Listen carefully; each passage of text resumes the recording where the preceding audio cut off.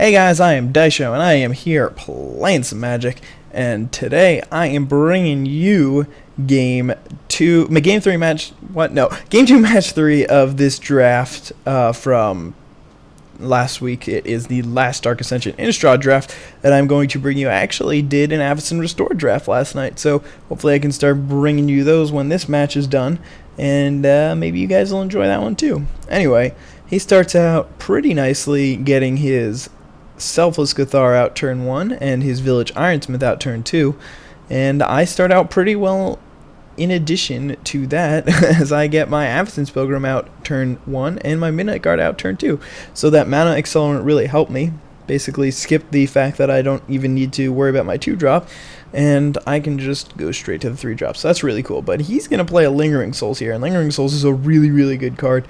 And you'll see how much of a pain in the ass those tokens are for the rest of this game, or until I deal with them, because they are just gonna get in there. That's their job. Anyway, I have my Midnight Guard here, and I'm gonna actually decide to attack with him, even though on first glance it might not seem like the best idea, but he doesn't really have any great blocks. What he could do is he could like block with a Spirit, a Selfless Cathar, and a Village Ironsmith.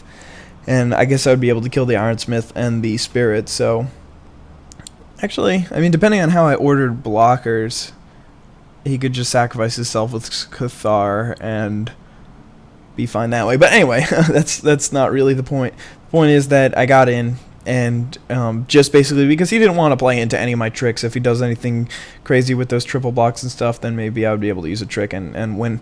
But I play my Unruly Mob and my Gastaff Shepherd out instead, so again, really nice curve for me. I go from Avacyn's Pilgrim to Midnight Guard to Unruly Mob and Gastaff Shepherd in the same turn. He's going to play a Scourge Dagflare out here, and this is like the first thing that I don't necessarily agree with on my opponent's part when watching over this game.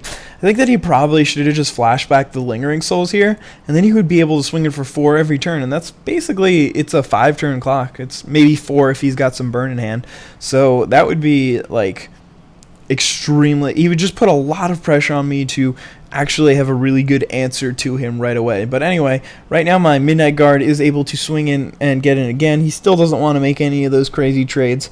Obviously he doesn't want to lose his Scourge Dagflare in like a triple block or whatever. So anyway, I'm just going to play my Increasing Devotion.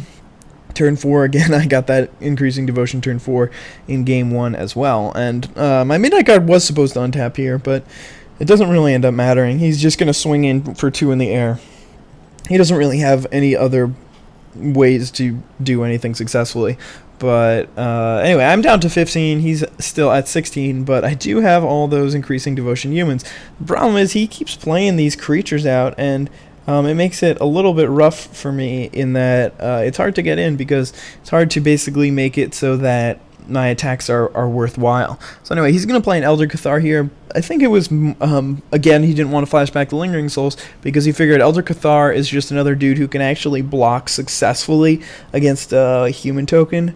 So he doesn't really have to worry about that too much. So anyway, I'm just going to swing with everything that's name isn't Avacyn's Pilgrim or Unruly Mob, because I don't want either of those to die. I want my Unruly Mob to get bigger when he blocks and kills my dudes, and I want my Avacyn's Pilgrim to stay alive, so that maybe in the future, if I keep making my land drops, then I can actually flash back my Increasing Devotion. So anyway, I swing with the Gastaff Shepherd, which maybe was not a good idea. If there had been a time later on where the werewolves could have flipped, then that would have been a lot better for me to actually have the Gastaff Howler alive instead of just absorbing the 1 damage or the 1 life that he would have just blocked a token with instead. But anyway, it does end up trading with the Elder Cathar, which isn't the worst thing in the world, and I play a Spider Gas one of my tokens, forget to untap it, but again, doesn't really make much of a difference. Because it's not really going to do much blocking on the other end. But anyway, my Unruly Mob gets 1 bigger because my Gastaff Shepherd died. And that was the problem. If I had just swung in with the Gastaff Shepherd, if I hadn't swung in with the Gastaff Shepherd, then I would not have, it just wouldn't have died. And I still would have been able to basically take the same turn, except I guess I wouldn't have been able to kill his Elder Cathar and his Village Ironsmith. And I would have been able to put the 2 tokens on his Village Ironsmith. and that would have been pretty bad for me. Or he would have just still had an Elder Cathar, which I guess would have been pretty bad for me also. But his Elder Cathar does live on in spirit because he put the 2 +1/+1 counters on the Scursdag Flyer, so his power is still basically on the board. And it basically just turns the Scursdag Flyer into a better blocker even than the Elder Cathar was, so that's pretty good. But now he's finally going to flashback the Lingering Souls.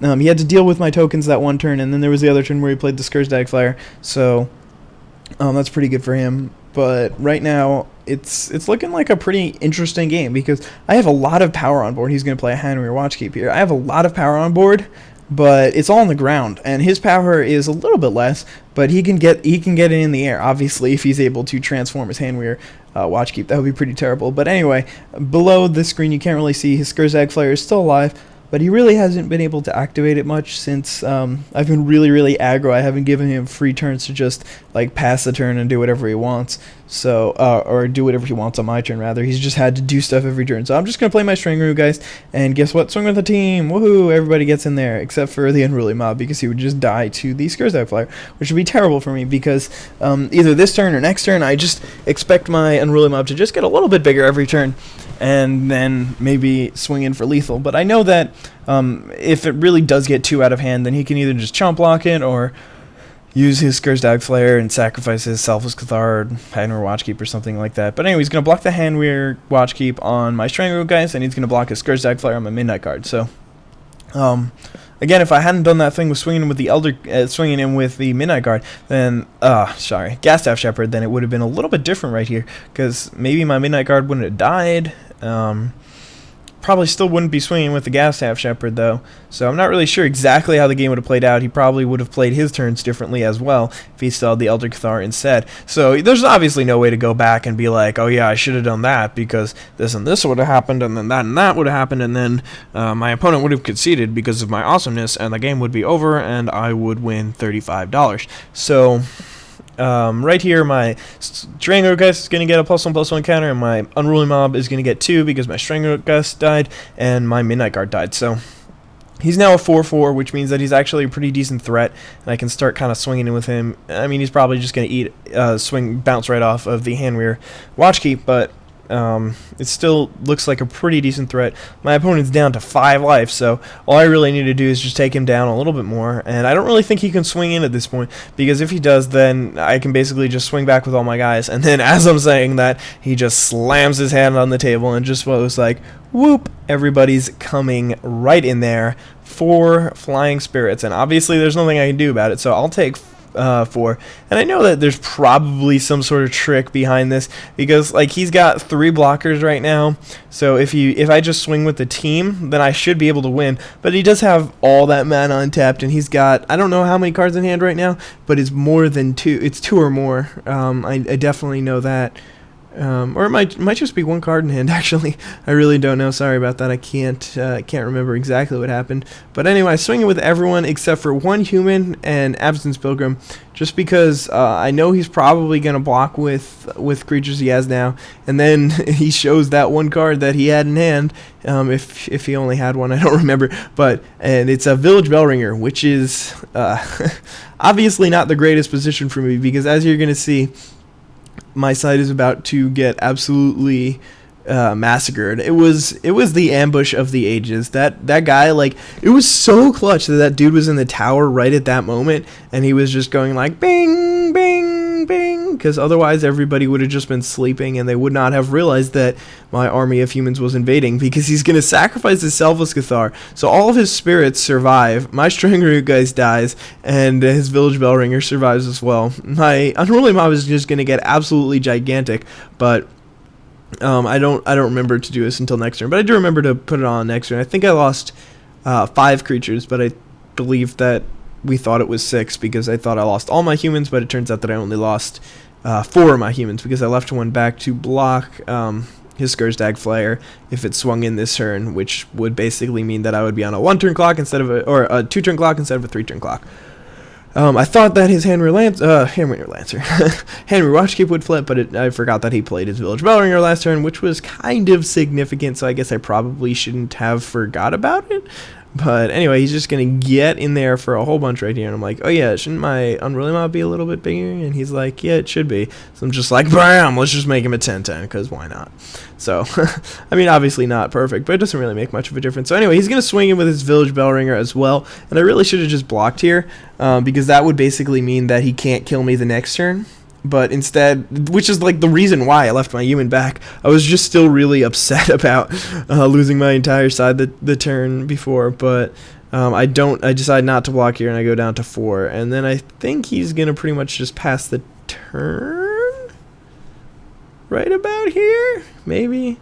No, he's actually going to play a spell first, because he's just gonna pass the turn. Oh yeah, he is gonna play a spell first, because if you're gonna count my lands, I've got 1, 2, 3, 4, 5, 6, 7. So I have 7 lands plus the Avacyn's Pilgrim, and I have Increasing Devotion in my graveyard. So if I draw a land next turn, I can flash it back, get like 4,500 human tokens, and then just like swing in for lethal the turn after that. But obviously, since I didn't block, it doesn't even make a difference.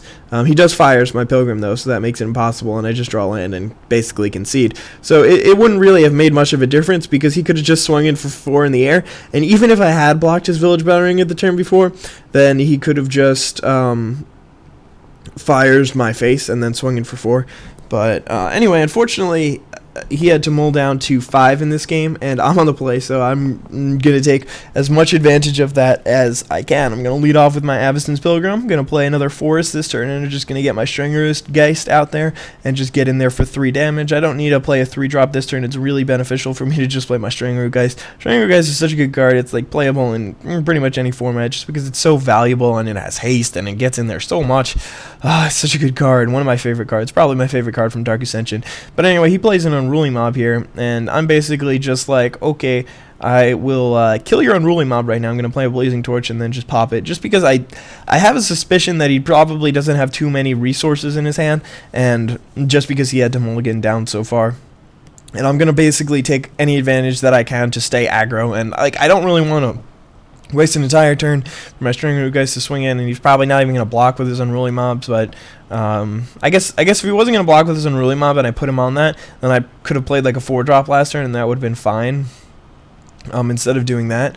But anyway, this turn I'm going to play my Increasing Devotion Roar, turn 4. And that's really awesome, because I actually managed to get my Increasing Devotion out turn 4 in every single game in this match, which is a little bit ridiculous and extremely, extremely unfair. But, you know, sometimes that's the luck of the draw. He's just going to play a Blazing Torch, and obviously he's a little bit upset right now, because, like, the first 2 games we played were so good, and they were so close. They all went down to the wire and everything, and then this one is just, like, absolute massacre, and obviously this game is pretty much over. He's at 5 life, I'm still at 20, and I have all those dudes out. I'm just going to play another Avacyn's Pilgrim. I mean, obviously, I'm not just going to give up here. I'm just going to try to win. That's what I do. Until your opponent gives up, you don't play any less hard. You swing in for as much as you can. You play as many creatures as you can and stuff, just in case you don't know what your opponent's playing, and you don't know what they can do. But anyway, he just plays a Harvest Fire and then scoops, and I managed to win, finished 2-1, and yeah, that's about it. So this was a really fun last draft. I enjoyed Dark Ascension Innistrad, but it is gone now, so I hope you guys enjoyed that game, and have a wonderful day. Bye.